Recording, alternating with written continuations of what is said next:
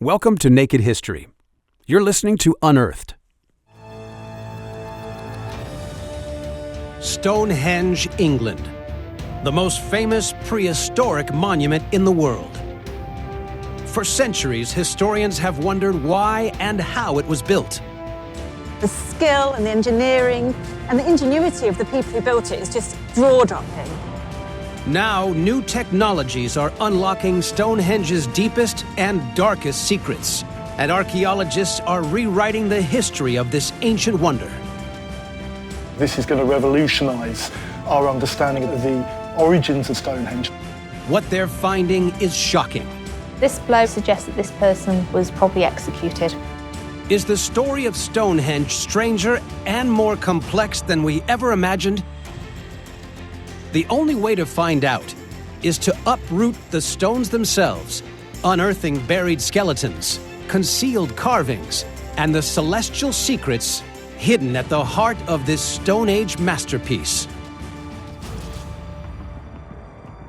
4,500 years ago, in an age before metal, before the wheel, Stone Age Britons raised up 165 colossal stones on a featureless English plain to famously celebrate sunrise on the longest day of the year and sunset on the shortest. But was all this built for just 2 days of the year? Pioneering technologies and gruesome discoveries are now revealing what really happened here to tell the full story of Stonehenge. This was the New York of its time, it was the London of its time, the Paris. Stonehenge was the place to be. Today, the henge appears ruined, but there's order in the chaos. And clues to this ancient site's former glory. 5 colossal arches stand at the heart of the henge, arranged in a horseshoe and made from 20-foot-tall stones known as sarsens. Around them, circles of a different rock, known as bluestone, each weighing as much as an SUV. Another ring of sarsens encircles the bluestones, perfectly aligned with the winter solstice sunset and summer solstice sunrise.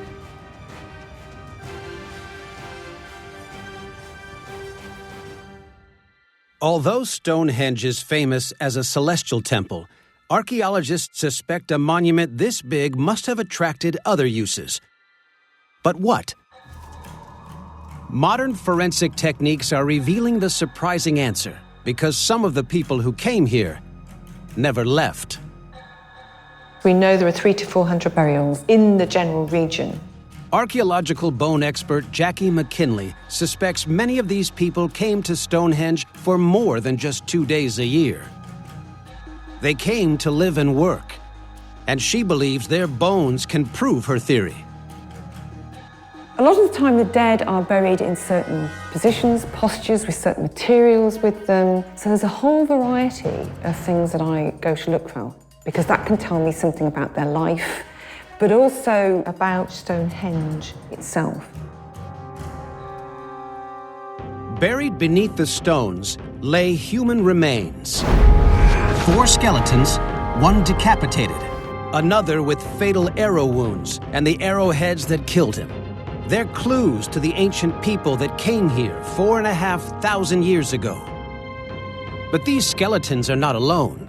Within a ring of 56 pits that surround the stones lie the cremated remains of dozens of people, and many more are buried outside this ring. What can these remains tell us about how Stonehenge was really used? Today, Jackie's examining one of the most complete skeletons found in the area. From the skeleton, I can see that this was a young adult male, probably in his mid-20s. Dying young wasn't unusual in prehistoric Britain, but the objects buried with this man were anything but ordinary. Jackie believes they're a clue to his occupation.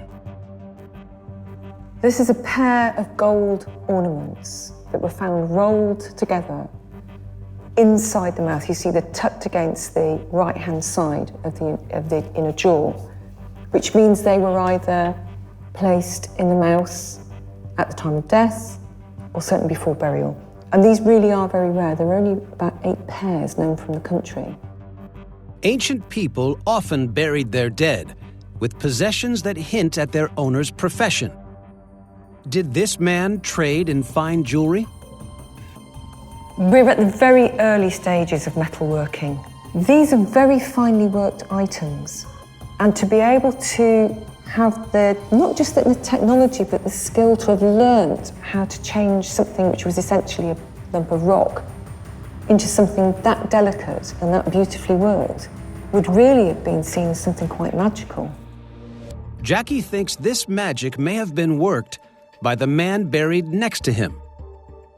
There were 2 graves that were within 3 meters of each other. The second, older man was buried with the same rare gold ornaments, together with simple metalworking tools. I think he was the person who worked the magic. I think he was the person who could make those changes from pieces of rock to items of beauty and items of utility. Jackie is convinced both men were metalworkers who came to Stonehenge to make and sell their precious metal goods. To her, Stonehenge was more than a monument. It was a thriving hub for craft and trade. But Jackie's discovered something even more extraordinary.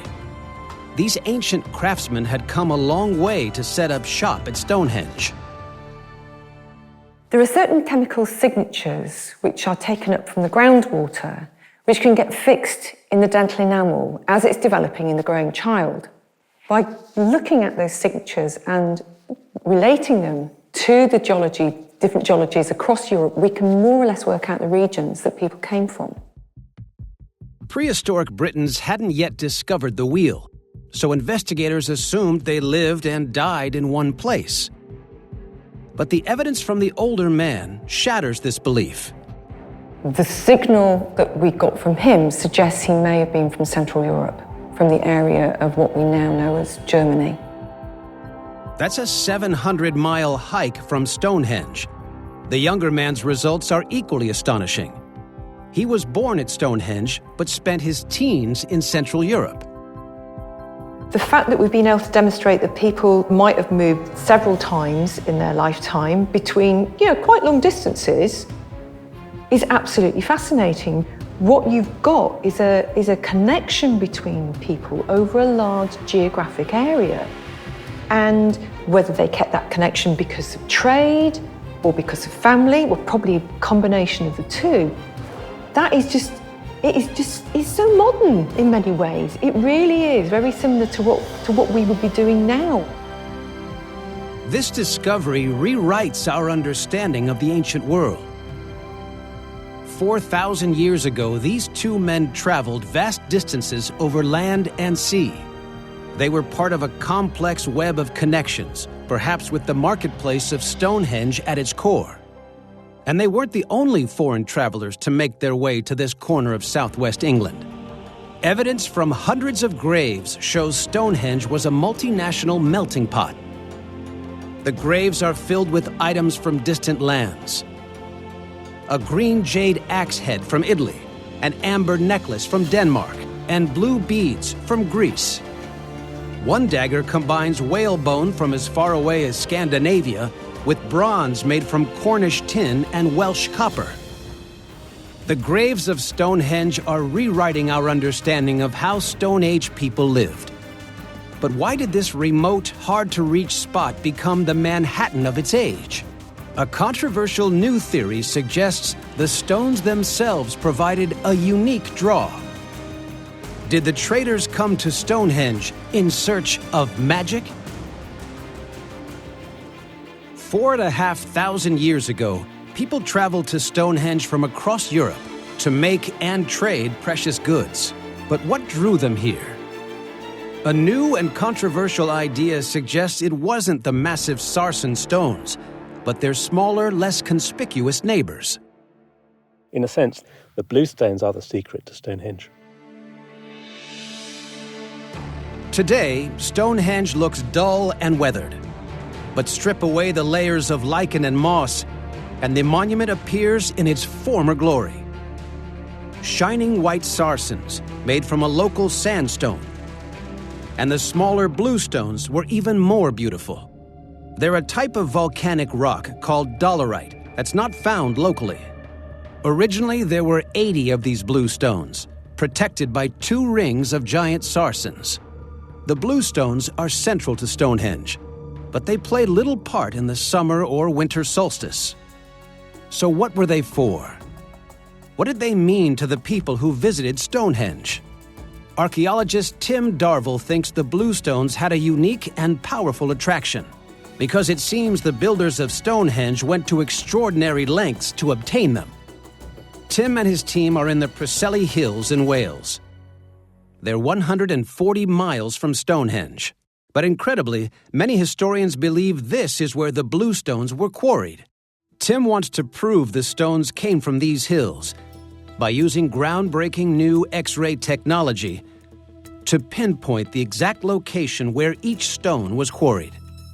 Well, at the moment, I'm analysing the chemistry of this particular dolerite, and the machine itself is firing high-energy X-rays into the rock, and the energy that's being reflected back is telling us what atoms, what elements are actually in the rock itself. Once the team has scanned the local rocks, they compare the results to readings previously taken at Stonehenge. Each colored line represents the unique composition of an individual bluestone at Stonehenge. The results are striking. One reading seems a perfect hit, and another tantalizingly close. In some ways, the samples that we've taken today are indistinguishable from those compositions from Stonehenge. There's a good group there. Tim's initial findings show at least 2 of the Stonehenge bluestones come from this rocky outcrop. It's an extraordinary discovery. But without metal tools or even wheels, how did the Stone Age builders extract and transport these huge stones all the way to Stonehenge? Archaeologists think the stonemasons drove wooden wedges into cracks in the rock. When these got wet, they expanded, breaking off huge slabs. 80 slabs, weighing up to 5 tons, were moved to Stonehenge. They could have been dragged on sleds along rollers, or wrapped in protective wicker branches and rolled across country. They could even have been carried by raft, floated along the coast and upriver until they reached their chosen site 140 miles from the quarry. Tim and his team are piecing together the puzzles of where the stones came from and how they were transported to Stonehenge. But the biggest question of all is why? Why did the ancient builders carry the stones 140 miles to Stonehenge? Tim thinks the answer lies in these hills and their reputation for magic. Springs all along the Preseli Hills are well known for their magical properties, and many of them are still visited by people who believe that they've got curative powers. The importance of this water is the fact that it has seeped through the bluestones, and that's what gives these things their magical powers. Tim believes the bluestones' magical properties brought the builders of Stonehenge to this distant hillside, and then brought people to Stonehenge itself. That's why they wanted to be there. They wanted to be associated with it, to touch, to feel, to take a little bit away. The Welsh bluestones made Stonehenge famous in the ancient world. But why did the Britons frame these legendary blocks with the much larger sarsen stones? Could new technology lift the lid on the ancient world's most mysterious ritual? Do the stone circles hide an even darker secret? As the site of a showpiece killing? It'd be quite bloody, it's quite horrible. We know that one of the modes of execution was decapitation.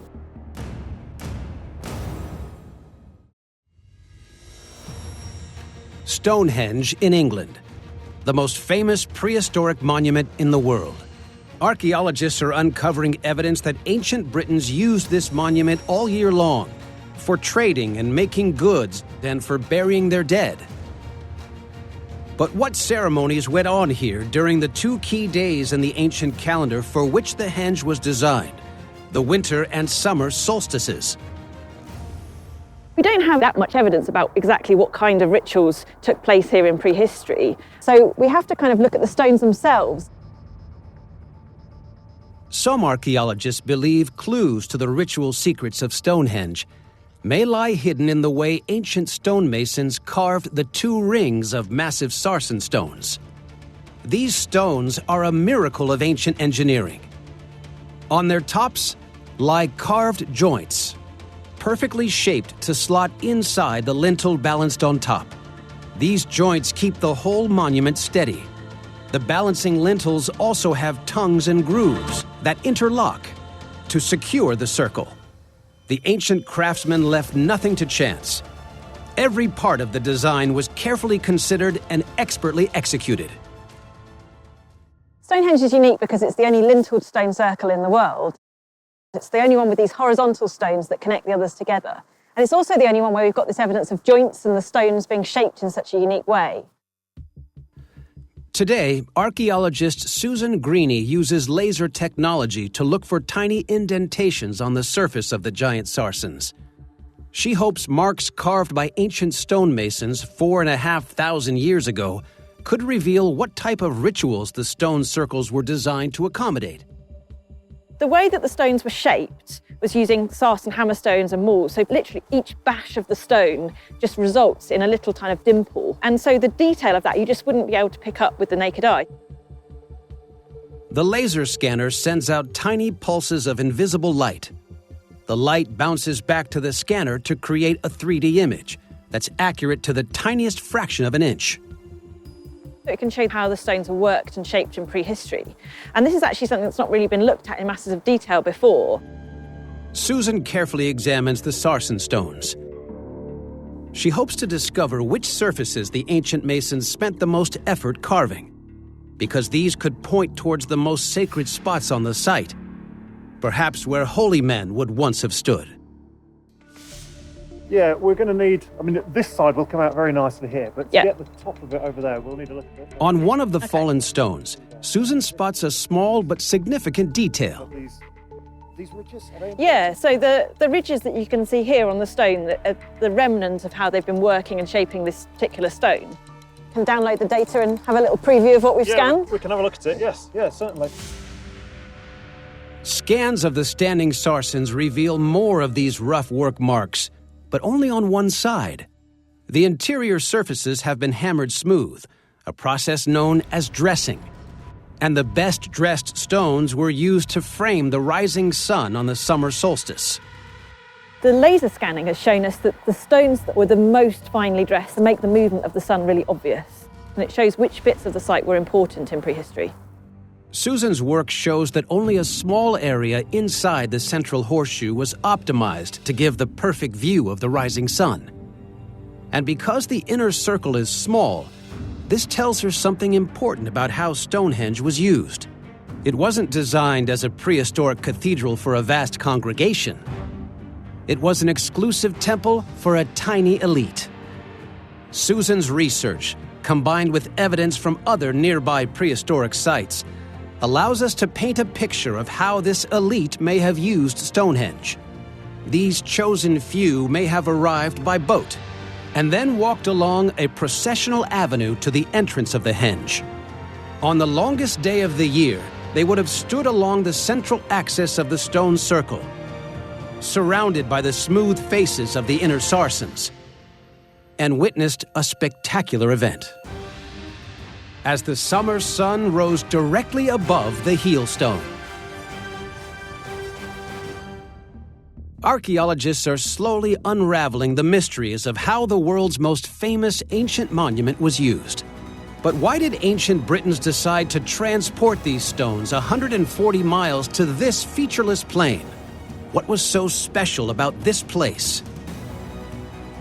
Now, a bizarre cache of bones unearthed at Stonehenge may finally provide the answer. The really big question still remains in this landscape. Why is Stonehenge where it is? Archaeologists have uncovered evidence that may solve this mystery. If they're right, it will finally explain why the ancient builders went to such extraordinary lengths to bring the bluestones to this seemingly ordinary place. Buried beneath the stones, archaeologists have unearthed thousands of animal bones, Shards of bone from wolves, ravens, dogs, foxes, and pigs. Skulls from cattle and horns from bison. In the ditches surrounding the stones, there are hundreds of deer antlers. And at the monument's southern exit, 2 huge jawbones that appear to belong to a now extinct breed of wild cow called an auroch. The strange bones were carefully placed in a symbolic position. But why? David Jakes believes ancient aurochs could be the key to understanding why Stonehenge was built where it was. Aurochs captivated the Stone Age imagination, appearing in cave paintings across Europe.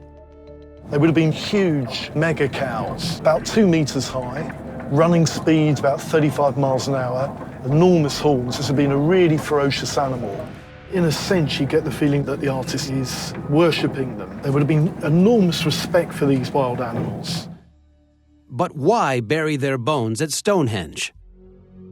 David thinks he's found the answer at a site he's been excavating just 1.5 miles from the stones. It's a site to its east, which I've been exploring since 2005. It's known as Blickmead, and here is where the earliest people who were living in this landscape lived, and they lived here for a really long time. At Blickmead, David has found fragments of butchered and cooked auroch bone. And today he's traveling to one of the world's leading radiocarbon dating laboratories to get his most recent find dated. He hopes this could solve the mystery of Stonehenge's location. There are thousands of these bones there. It looks to us as though this landscape is really heavily populated by aurochs. Like the buffalo that roamed the Great Plains of America, David believes vast herds of aurochs dominated the plain where Stonehenge stands today. But early hunters were waiting, ready to herd the beasts through a natural channel in the landscape, up towards what would one day become Stonehenge. We think that the hunters are tracking aurochs from the springs up over Salisbury Plain in the direction of the Stonehenge Knoll. The area around the Stonehenge Knoll is a kill zone. It's a terrific place to take these animals down.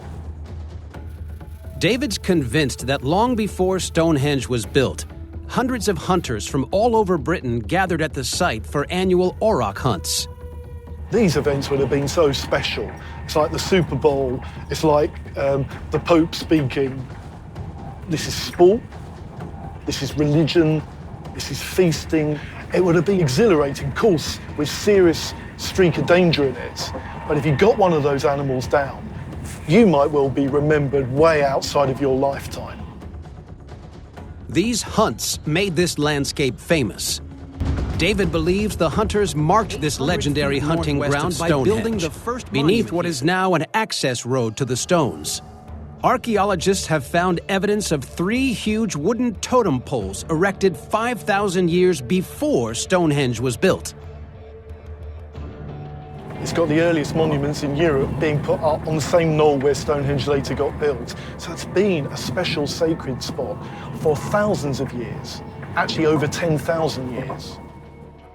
5,000 years after the 3 poles were erected, Stonehenge began to take shape nearby, with a ditch, wooden poles, and bluestone circle.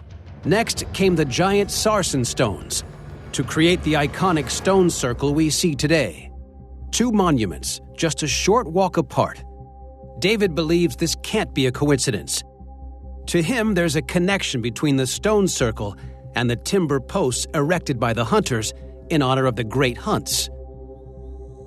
The auroch bones found beneath Stonehenge suggest he's right, but there's a problem.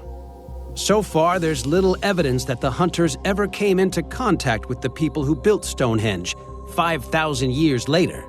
David hopes this auroch tooth, found in a prehistoric house at Blickmead, could provide a link between the 2 groups. He's convinced the hunters were still around when the builders first arrived in the area, and these last hunters taught the builders about the landscape's glorious past. Other finds from Blickmead suggest his theory could be right. Will the tooth provide yet more ammunition for this radical idea? I just wanted to check which one you thought would be best for sampling. I've got some aurochs teeth fragments. So they're just there, look. Okay. And also some charcoal. So these are from the fire from within the house. But radiocarbon dating scientist Elaine Dunbar has spotted a problem.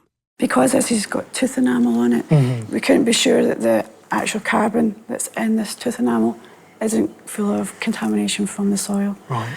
Which can give dates that are actually older or younger from the contamination. Oh, it's a real pity. But Elaine is confident she can get an accurate date from the charcoal fragments found with the tooth that were most likely used to cook the auroch meat. Elaine begins the complex process to determine when this mighty beast lived. It takes 4 weeks to process the results. Okay, Elaine, go on, give me the worst. I'm absolutely, the whole team, to be honest, we're on tenterhooks for this date. If the date is close to 4000 BC, it means hunters were still here after the builders of Stonehenge had arrived. It's 4,200 to 4,040 BC. Oh my God, I mean, that is a fabulous date. I mean, that is a dream date for us. I mean, basically, this is going to revolutionise our understanding of the establishment of the origins of the Stonehenge landscape. It doesn't get bigger than that. It's a completely new revelation about why Stonehenge is where it is. For David, it's proof that the hunters could have passed on their beliefs to the builders of Stonehenge. And that means the monument we see today is part of a much longer tradition that began not 5,000, but 10,000 years ago, with the hunting of giant aurochs on this windswept plateau. Beneath the lichen and moss, archaeologists have discovered strange carvings carefully etched into the sarsen stones. These can't be original features of the henge. They're too detailed to have been made with stone tools. They must have been made later, with metal. Why did these later people carve these strange shapes onto the stones? What do the shapes represent? And what purpose did they serve? Actually, you can just about make out one here. It's quite a large one. Archaeologist Susan Greene hopes laser scanning technology can find the answers. So we're concentrating on this particular stone because this is where some of the carvings were added to the stones. They're really difficult to see because of the lichen cover, because they've weathered, but you can actually just make them out. There's one just here, quite a large one. Oh, yes. Yeah? Yes. Oh, and there's maybe... Yeah, possibly, yeah. So hopefully they'll show up really clearly in the scan. Today, Susan wants to identify more of these strange carvings. She wants to find out if these marks are simply random graffiti or if they contain a hidden message. The carvings were added to the stones, we think, in about 1,800, 1,700 BC. So that's about 600 or 700 years after the stones have been put up. So it's almost like adding graffiti to an old church or something. The monument's already old when they're added. Susan thinks these shapes represent axe heads, symbolizing ancient Britain's most treasured possession. So the axes are kind of mushroom-shaped, really. They're shown upright and they're shown without any kind of handle. So it's the actual metal part of the axe that's being carved onto the stones. One symbol carved over and again. This must have been done for a reason. But what? 400 miles north of Stonehenge, archaeologists think they've found a clue. At an ancient Scottish burial site, beneath the lid of a stone-lined grave, archaeologists discovered similar axe head carvings. For prehistoric people, metal axes were a vital and valuable possession. Objects so precious, it seems they wanted to take a reminder to their grave. At Stonehenge, one man was even buried with his axe. The evidence suggests there was a close association between the dead and their axes. So do the symbols on the stones represent bodies in the ground? At the time that these carvings are being put onto the stones at Stonehenge, the whole landscape around here is being used for burials. So it's possible that people were coming here, burying their dead in this landscape, and perhaps the mourners or the family were adding an axe to Stonehenge at that time. If Susan's right, these carvings are memorials. People came here to commemorate their dead, carving each axe in honor of the deceased. turning Stonehenge into a prehistoric wall of remembrance. This is a major discovery, made possible by new technology. We have about 140 axes on the site across about 4 or 5 of the sarsen stones. So it's really exciting to have all of this new data when we wouldn't be able to see it with the naked eye.